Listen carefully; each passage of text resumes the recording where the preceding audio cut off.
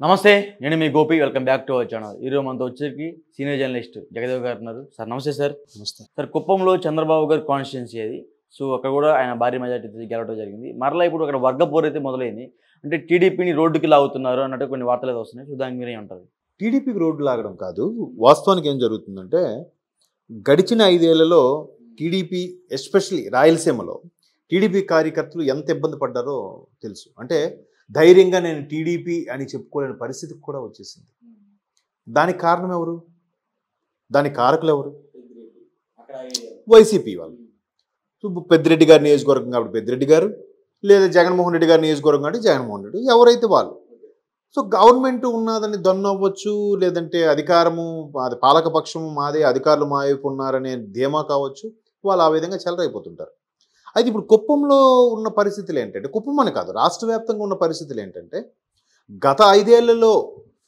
ఏ YCP వాళ్ళు అయితే కాలరెగరేసి మమ్మల్ని నానా ఇబ్బంది పెట్టారో చీటికి మాటికి మా మీద అటాకులు చేశారో చీటికి మాటికి మమ్మల్ని అరెస్టులు చేశారో మా ఆడవాళ్ళని ఇబ్బంది పెట్టారో వాళ్ళని వదిలే ప్రసక్తే లేదు ఉపేక్షించే పరిస్థితి లేదు అనే తలంపులో ఉన్నారు మరోవైపు అధినేత చంద్రబాబు నాయుడు గారు కానీ లేదంటే జనసేన అని పవన్ కళ్యాణ్ గారు కానీ కూటమిలో ఉండే ప్రధాన ఈ అధ్యక్షులు మీరు సంయమనం పాటించండి వాళ్ళు కవ్వింపు చర్యలు దిగితే దిగొద్దు మనం గవర్నమెంట్ వచ్చింది మీరేం కాదులే అని చెప్తున్నారు చెప్తుంటే వాళ్ళు ఏం చేస్తున్నారు తెలివిగా ప్రభుత్వం లేదు కాబట్టి వైసీపీ వైపు ఉంటే మా మీద కేసులు పెట్టి రివర్స్లో టీడీపీ వాళ్ళు మమ్మల్ని అరెస్ట్ చేస్తారనే ఉద్దేశంతో మర్యాదపూర్వకంగా స్థానిక ఎమ్మెల్యేనో లేదా అధికారంలో కలుస్తున్నారు టీడీపీ వాళ్ళనో కలిసి అయ్యా మీ వాళ్ళు మమ్మల్ని దాడి చేయకుండా చూడండి మేము కావాలి మీకు సపోర్ట్ ఇస్తామని చెప్తున్నారు సపోర్ట్ ఇస్తూనే మెల్లగా అవసరమైతే టీడీపీలోకి చేరిపోవడానికి లేదా బయటకు వచ్చి అలా కుదరినప్పుడు మమ్మల్ని పిలిచారు తిరిగి డబ్బులు డిమాండ్ చేస్తున్నారు అని చెప్పి లేనిమోని పబ్లిసిటీ ప్రాపగాండా చేస్తున్నారు వైసీపీ వాళ్ళు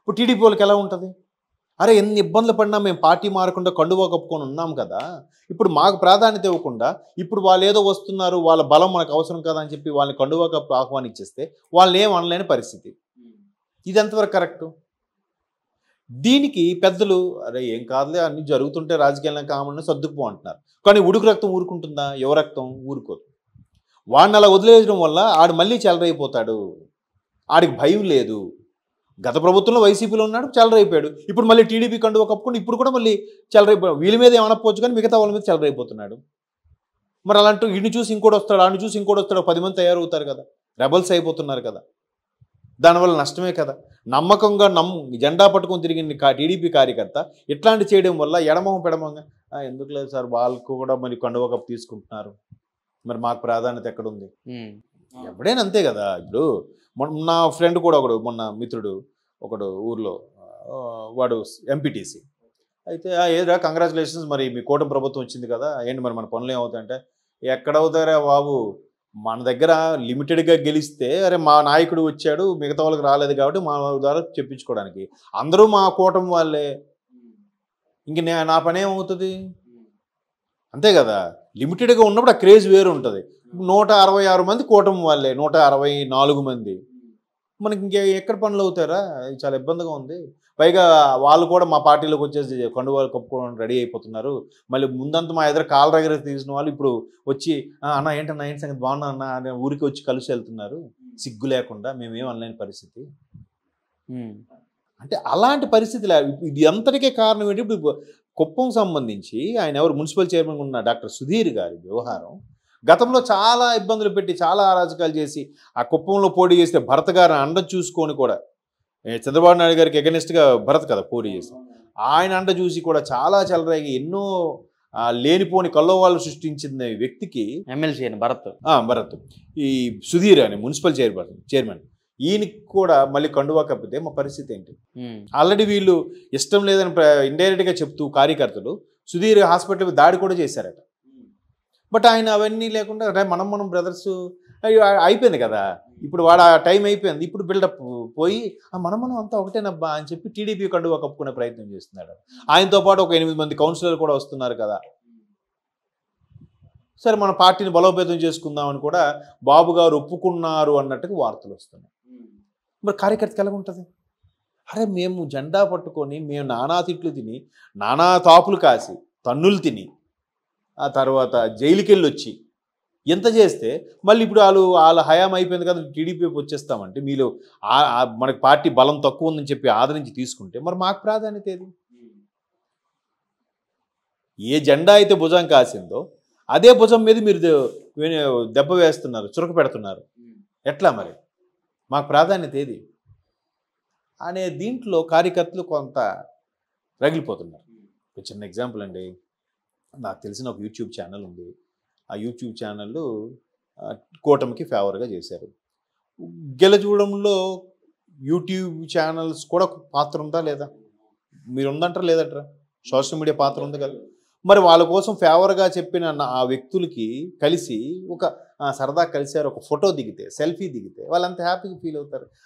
గెలుపులో మీది కూడా పాత్ర ఉందంటే అబ్బా మనల్ని కూడా మెచ్చుకున్నాడు. ఇంక జీవితాంతం వాడు ఊడికం చేస్తాడు. అట్లా లేకుండా ఇప్పుడు గెలిచాం కదా అని చెప్పి మాకు ఇప్పుడు కుదరట్లేదు, టైం లేదు, అపాయింట్మెంట్ లేదు, ఇవన్నీ చెప్తే ఈ మాట్లాడుతూ ఈ సోకాల్డ్ ఎవరెవరైతే హైప్ చేశారో వాళ్ళందరూ ఎంత బాధపడతారు? బయటికి అనకపోయినా లోపల మదన పడిపోతుంటారు కదా. ఇప్పుడు అదే జరుగుతుంది అక్కడ.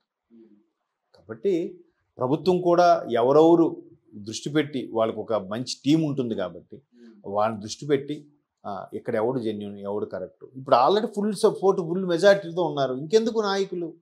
అయితే ఏంటంటే ప్రభుత్వం మేయర్ల మీద, మున్సిపల్ చైర్మన్ మీద కన్నేసిందంటే ఎట్లాగైనా కైవసం చేసుకోవాలనే ఉద్దేశంతో అందుకు తప్పక ఈ గేమ్ ఆడుతుందనే వాదం కూడా ఉంది. మనం ఎలాగైనా వైసీపీ వాళ్ళని తప్పకైనా తీసుకుని రాబోయే మున్సిపల్ ఎలక్షన్లో, కార్పొరేషన్ ఎలక్షన్లో టీడీపీ కూటమి కైవసం చేసుకోవాలని తలంపులో కూడా ఉన్నారు. సో అందువల్ల ఏమనట్లేదేమో, అందువల్ల వీళ్ళందరినీ కలుపుకుపోతున్నారేమో అనే అభిప్రాయం కూడా ఉంది. మరి ఇప్పుడు ఎలక్షన్స్ తర్వాత ఇంకేమైనా అప్పుడు కావాలంటే చూద్దాం, ప్రస్తుతానికి సమయం పాటించండి, మందే కదా మందే గవర్నమెంట్, సెంటర్లో కూడా మందే గవర్నమెంట్, ఇంకా భయపడాల్సింది లేదు, చూద్దాము అన్నట్టుగా అధిష్టానం అంటే హైయర్ అఫీషియల్స్ నుంచి, పార్టీ క్యాడర్ నుంచి కింద స్థాయి వ్యక్తులకి విషయాలని చేరవేస్తున్నారు. బట్ ఉడుకు రక్తం వాళ్ళు అంతవరకు ఆగలేరుగా. సో దానివల్ల చిన్న చిన్న మనస్పర్ధలు, డిస్టర్బెన్స్లు వస్తుంటాయి. But wait and see. అంటే ఇంకా జనసేన కార్యకర్తలకు అన్యాయం జరుగుతుంది అక్కడ.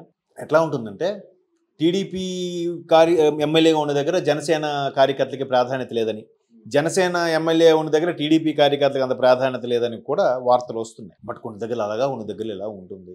టీడీపీ వాళ్ళు ఎక్కువ మంది ఉన్నారు, జనసేనలో లిమిటెడ్గానే ఉన్నారు. ఆ జనసేన కూడా పూర్తి స్థాయిలో అన్ని జిల్లాలకి ఇంక విస్తరించలేదు. అంటే పార్టీ కేడర్ గ్రౌండ్ లెవెల్కి అంత బలోపేతంగా వెళ్ళలేదు. అలా వెళ్ళినప్పుడు కొంత ప్రాధాన్యత తగ్గే అవకాశాలు ఉంటాయి. బట్ కూటమిలో ఉండే వ్యక్తులు కూడా అందరూ కలుపుకుపోవాలి. బయటకు నచ్చకపోయినా, లోపల నచ్చకపోయినా బయటికి మాత్రం నచ్చినట్టుగానే యాక్ట్ చేస్తూనైనా అందరూ మన వాళ్ళ జనసేన వాళ్ళని చేరదీయాలి, బీజేపీ వాళ్ళని చేరదీయాలి, టీడీపీ ఎమ్మెల్యేని. సో ఇలాంటి చిన్న చిన్న డిస్టర్బెన్స్లు వస్తూ ఉంటాయి, కామన్.